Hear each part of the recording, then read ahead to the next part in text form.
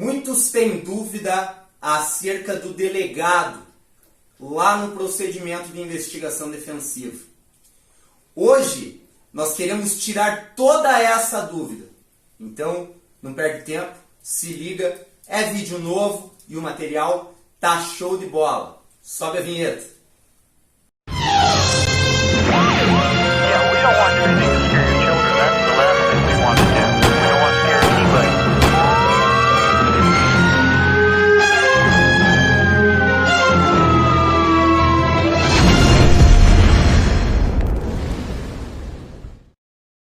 Boa noite, pessoal. Esse é o ônus da prova. Para você que está chegando agora, já se inscreve no canal, habilita o sininho para receber em primeira mão toda a matéria vinculada à inteligência privada, tá? A legislação do detetive, ao mistério do detetive particular.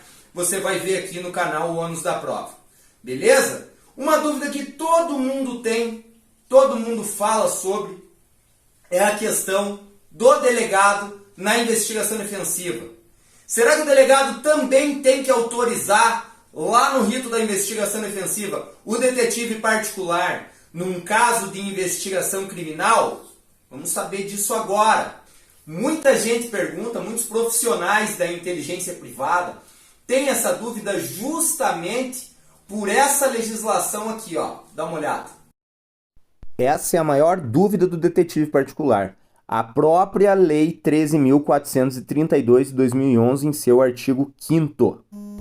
O detetive particular pode colaborar com investigação policial em curso, desde que expressamente autorizado pelo contratante. Parágrafo único, que é a nossa maior amarra. O aceite da colaboração ficará a critério do delegado de polícia, que poderá admiti-la ou rejeitá-la a qualquer tempo. O que isso quer dizer, pessoal? Olha aqui.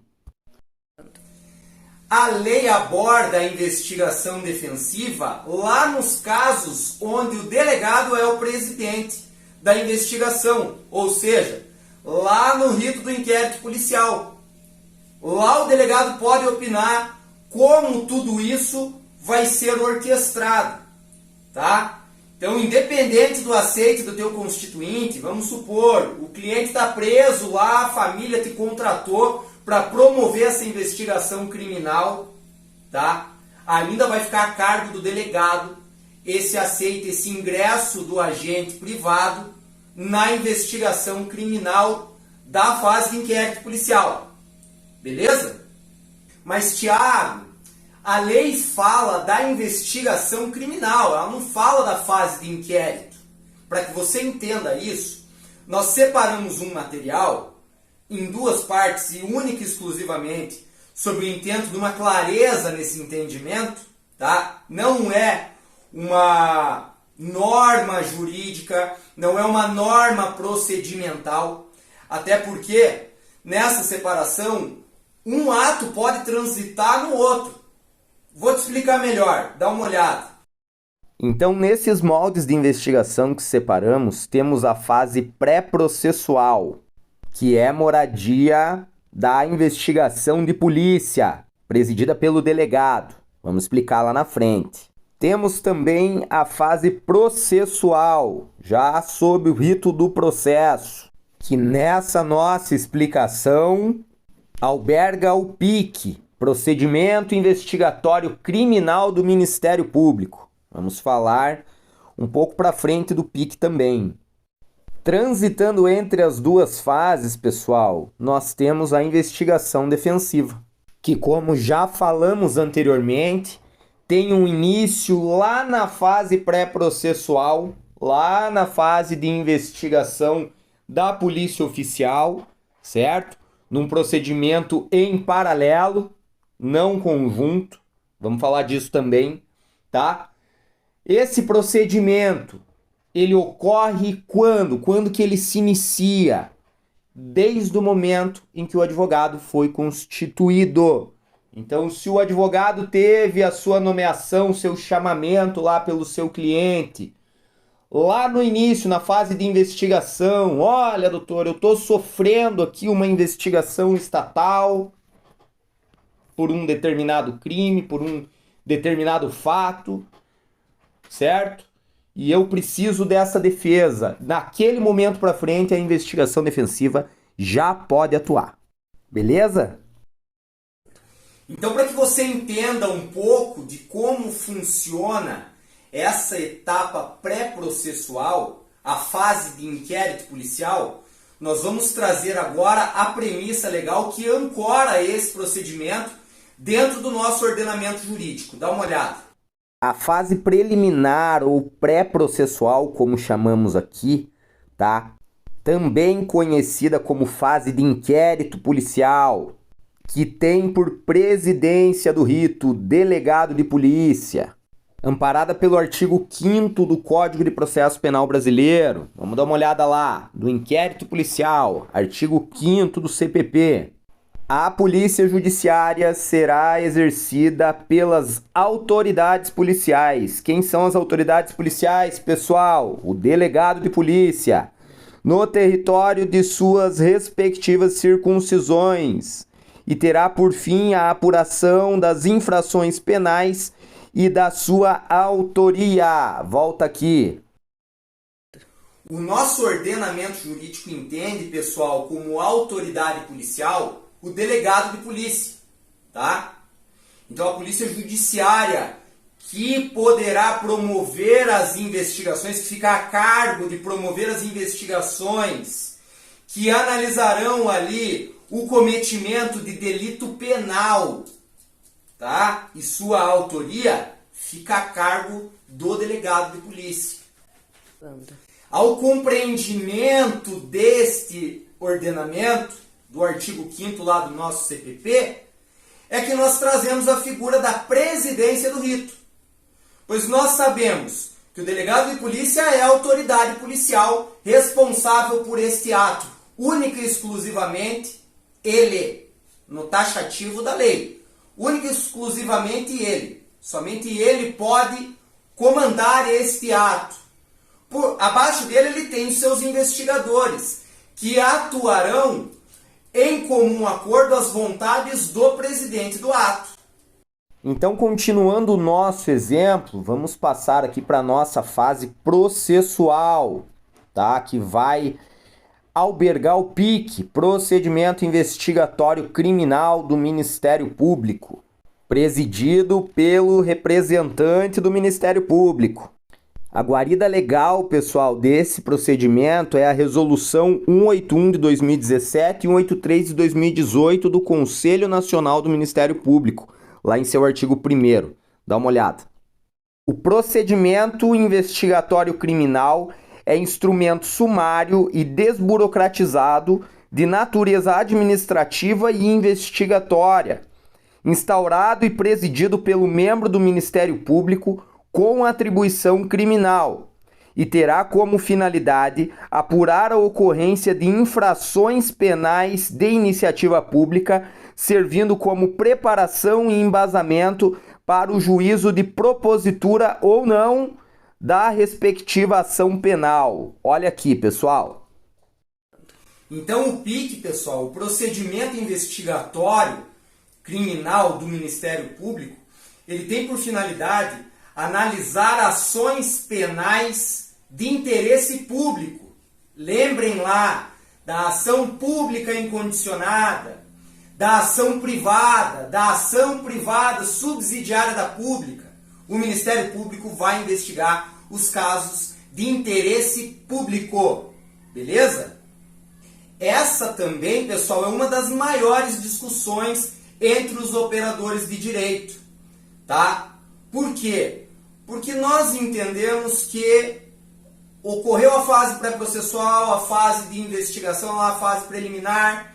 O delegado analisou todos os elementos daquele delito, promoveu o seu laudo final, a conclusão do seu inquérito, e apresentou ao Ministério Público dizendo: olha, não temos elementos que liguem a autoria e materialidade deste fato.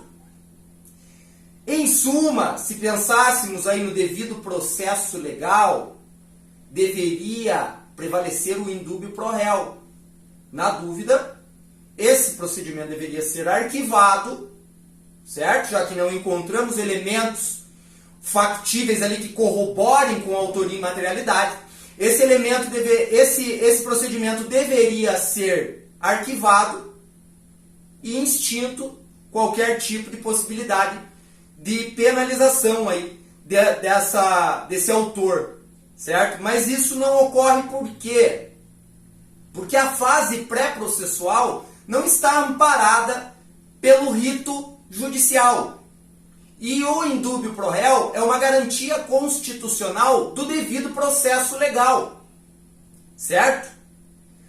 Ao contrário disso, o que ampara essa questão é o indúbio pro societá, que é um monstro, uma abominação jurídica criada e implantada embaixo da cama da defesa técnica, com o único intuito de denunciar, de apontar dedos, certo? Consiste que, na dúvida, ao invés de absolvição, ao invés de absolver, ao invés de não pronunciar, ao invés de não denunciar, na dúvida, nós devemos acusá-lo, nós devemos trazê-lo ao processo e que ele comprove a sua defesa dentro do rito processual. Beleza? E para que isso aconteça, independente lá do relatório final do delegado, dizendo que não encontrou esses elementos factíveis, se lá em sede de parquê o promotor receber lá a conclusão do inquérito e acreditar que ali existem elementos, embora muito subjetivos, que possam levar à autoria e materialidade, ainda assim ele pode promover o PIC para investigar esses fatores, aprofundar essa investigação. Se ele entender que algum fator ali ficou nebuloso, alguma diligência ali não foi feita, alguma testemunha que seria crucial, narrada por demais testemunhas, não foi trazida, não foi ouvida, ele pode promover essa investigação.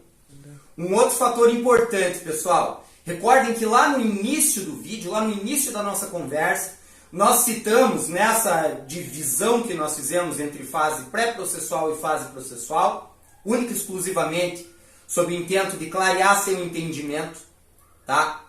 Nessa divisão, nós falamos lá atrás que alguns procedimentos podem avançar sobre os outros. Lembra disso? Essa fase do PIC, do procedimento investigatório criminal do Ministério Público, não consiste única e exclusivamente na fase processual. Ela também pode acontecer lá na fase pré-processual. Nossa, Thiago, mas agora ficou complicado. Não, vou dizer para vocês quando que isso pode ocorrer. Vamos supor que o Ministério Público tomou conhecimento de determinado fato delituoso e a delegacia não instaurou qualquer tipo de procedimento investigatório nesse sentido. O próprio Ministério Público, sobre a atribuição do PIC, pode solicitar ao delegado de polícia que promova um inquérito policial, que abra investigações sobre esse determinado delito para analisar a autoria e a materialidade. Na conclusão disso, o mesmo exemplo anterior. Não teve elementos factíveis ali que liguem a autoria e materialidade. O Ministério Público pode continuar, prosseguir com as investigações? Pode, pessoal. Então percebam, pessoal, que a balança da justiça fica muito desproporcional ali entre acusação e defesa, pois nós temos a fase pré-processual, sem a garantia constitucional do indúbio pro réu, tá? Num procedimento totalmente inquisidor. O intento desse procedimento é acusar.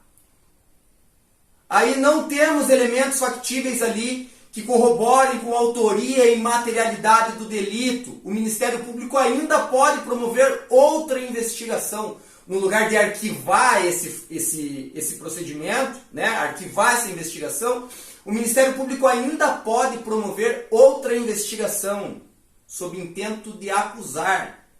E para a defesa sobra o quê, pessoal? Vou mostrar para vocês agora. Por fim, chegamos no procedimento que aborda todas as fases, pessoal, que é a investigação defensiva. A presidência da investigação defensiva é do advogado de defesa, seja assistente de acusação lá na defesa da vítima ou na defesa do acusado. O amparo legal, pessoal, está no provimento 188 de 2018 do Conselho Federal da OAB, especificamente em seu artigo 1º, que diz: compreende-se por investigação defensiva o complexo de atividades de natureza investigatória desenvolvido pelo advogado, tá? É uma prerrogativa de função. Por isso que nós temos que cuidar. Eu promovo a investigação defensiva. Não, detetive particular, você não promove a investigação defensiva. Quem promove a investigação defensiva é o advogado, por prerrogativa de função. Você, detetive particular, atua por extensão do trabalho do advogado, tá? Cuide com essa colocação, porque senão pode se caracterizar aí um exercício irregular da profissão, tá? De advocacia. Então, fique atento a isso. Vamos lá. Com ou sem assistência de consultor técnico ou outros legalmente habilitados. Pessoal, quem são os consultores técnicos, os assistentes legalmente habilitados a atuar com o advogado nessa questão? Nós falamos lá no vídeo anterior. Estagiário de direito, reconhecido pela OAB, devidamente cadastrado. Esse trabalha na extensão do advogado e é legalmente habilitado para atuar. Consultor técnico, aquele especialista. Quem é o especialista? O perito, o detetive particular, entende? O advogado pode se valer desses profissionais ou não, também não é uma obrigatoriedade. Seguimos. Em qualquer fase da persecução penal, procedimento ou grau de jurisdição, visando a obtenção de elementos de prova destinados à constituição de acervo probatório lícito. Lembre do que a gente falou lá atrás, não é oba-oba, pessoal. Isso aqui é procedimento sério, tá? Para a tutela de direitos de seu constituinte. Então, olha só. A investigação defensiva é uma prerrogativa de função do advogado, tá? O detetive que trabalha com a investigação defensiva trabalha sob extensão do trabalho do advogado.